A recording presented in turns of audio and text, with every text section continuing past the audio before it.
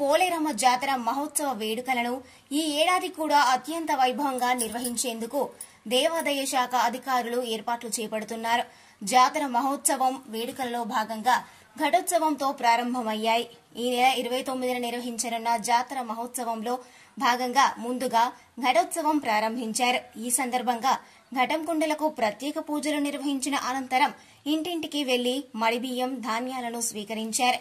ఈ పూజా కార్యక్రమాల్లో ఆలయ కార్యనిర్వహణాధికారి శశాంక్, విన్నమాల పెద్దకాపు అరవభూమి శ్రీనివాసులు రెడ్డి, ఆలయ అర్చకులు గణపతి, కమిటీ సభ్యులు ఆకుల కుబేరు, మణి, దేవతా కిషోర్, నల్లబోతుల రామారావు తదితరులు పాల్గొన్నారు.